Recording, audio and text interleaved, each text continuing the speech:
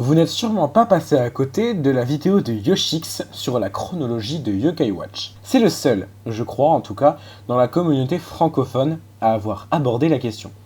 Même si le montage est très respectable et je ne doute pas que les recherches sont très variées, il y a quelque chose qui me dérange. Alors découvrons ça ensemble.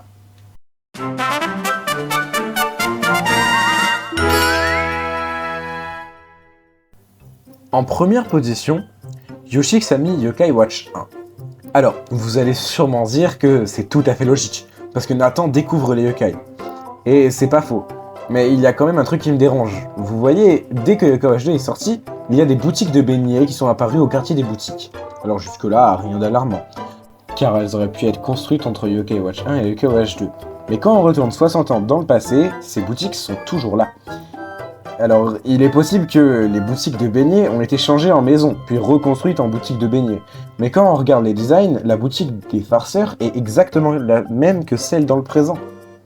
C'est pour ça que je mettrai pas Yokai Watch 1 dans le premier slot. Mais alors, c'est quoi le premier jeu? Parce que dans Yokai Watch 2, on retrouve la mémoire. Alors certes, on retrouve la mémoire, mais justement, qui vous dit que Yokai Watch 2 et 3 sont les seules aventures de Nathan ou Cathy? Ça dépend de votre personnage. Laissez-moi vous expliquer. Yokai Watch 1 se termine par la réapparition des yokai après la fermeture de l'ascenseur par un phénomène inexpliqué. Et Yokai Watch 2 commence avec Laure et Marge qui effacent la mémoire de Nathan. Petit à petit, Nathan retrouve la mémoire. Très bien, mais si on prend ça du côté de Yokai Watch 1, qui n'est pas le premier jeu, ça veut dire que c'est pas la première fois que Nathan découvre les yokai. Mais lui pense que si. Peut-être que Nathan n'a pas retrouvé la mémoire, et donc il a l'impression qu'il découvre les yokai, alors qu'en fait, il a déjà découvert les yokai dans Yokai Watch 2. Mais pourquoi alors il retrouve la mémoire Nathan dans le 2, s'il n'y a aucun jeu avant? Bah c'est très simple. Il y a une autre aventure avant Yokai Watch 2, mais il n'y a pas eu de jeu dessus. Enfin, je sais que c'est compliqué à comprendre, mais en gros dites-vous que avant Yokai Watch 2, il y a une histoire. Mais qu'on la connaît pas, cette histoire. Alors ok, à la fin de Yokai Watch 2, Nathan ne perd pas la mémoire. Mais à la fin de Yokai Watch 1, il perd pas la mémoire non plus. C'est au début de Yokai Watch 2 qu'il perd la mémoire. C'est pour ça que je vais mettre Yokai Watch 2, puis Yokai Watch 3.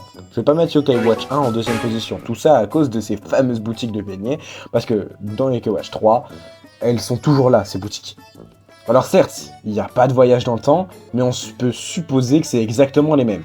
Ok, ensuite, Yokai Watch 3, vous savez qu'il y a la fonction Blaster T. C'est quoi Blaster T? En gros, c'est Blaster 2. Blaster 2 est sorti avant Yokai Watch 3, mais que au Japon. Et vu que les fans attendaient en Occident, et ils ont décidé de faire une adaptation, mais pour Yokai Watch 3.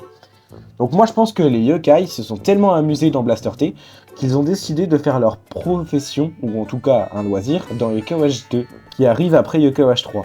J'ai pas vraiment l'histoire de Yokai Watch Blaster 2 parce que j'ai jamais joué.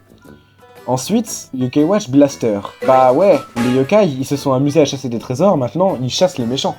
Sauf que dans ce jeu, il y a quelque chose de très bizarre. Dans ce jeu, Nathan meurt. Ouais, il y a une mission où il meurt. Et il devient un yokai. Le yokai moyen. Mais ce yokai, on le connaît déjà, parce qu'il est apparu dans Yokai Watch 3. Il est apparu dans les quêtes avec Cathy et le monde parallèle. Donc, ne serait-ce pas un Nathan, mais d'un monde parallèle? Plutôt qu'un Nathan mort? Bon, ensuite, je vais mettre enfin Yokai Watch 1. Les boutiques de beignets n'y sont plus, et c'est normal. Car on peut supposer que les ventes n'ont pas été trop fulgurantes. Mais vous allez vous demander de qu'est-ce qu'on fait d'Ariane, qu'est-ce qu'on fait de Wyatt, qu'est-ce qu'on fait du New Yorkai, de toutes les zones? Bah en fait, ça s'explique dans le gameplay. En soi, New Yorkai et toutes les nouvelles zones de Yokai Watch 3 et 2, bah c'est des fonctionnalités de gameplay. Par exemple, si on prend New Yorkai, dans Yokai Watch 1, il existe. Mais on peut pas y accéder. Parce qu'il est pas codé pour. Mais dans le lore, il existe. Pareil pour Ariane, elle existe toujours. Mais peut-être qu'on braque moins les projecteurs sur elle. Peut-être même qu'elle a plus abandonné les yokai et elle s'est consacrée sur la recherche d'extraterrestres. Dans tous les cas, je pense que à la fin de Yokai Watch 1, Nathan a un peu délaissé les yokai. Et il en a marre. Ça fait 3 fois qu'il sauve le monde, il manque de crever à chaque instant, et c'est bon quoi. Le mec, il a 12 ans et il fait plus que nous tous réunis. Bref. les yokai se sont sentis délaissés. Alors ils ont commencé à ne plus du tout parler à Nathan, puis à complètement l'oublier. Et pareil pour Nathan. Nathan a complètement oublié les yokai. C'est pour ça que dans Yokai Watch 4, d'ailleurs, Nathan n'a plus les souvenirs des yokai. Nathan vieux, je parle. Car il a oublié.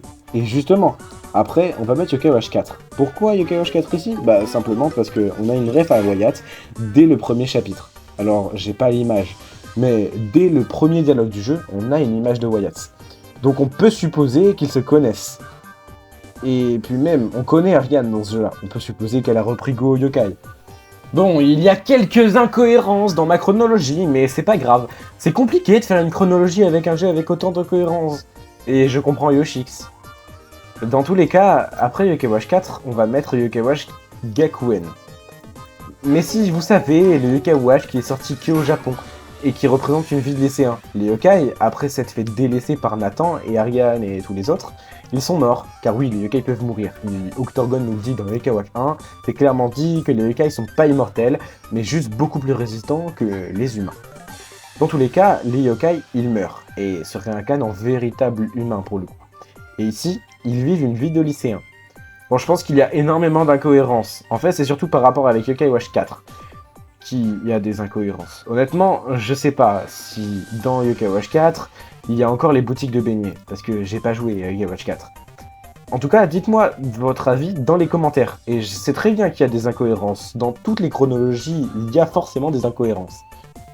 Dans tous les cas, elle est là, notre chronologie.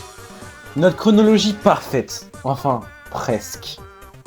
Il y a, comme j'ai dit, beaucoup d'incohérences, mais c'est pas grave, c'est pas grave. On va faire comme si de rien n'était.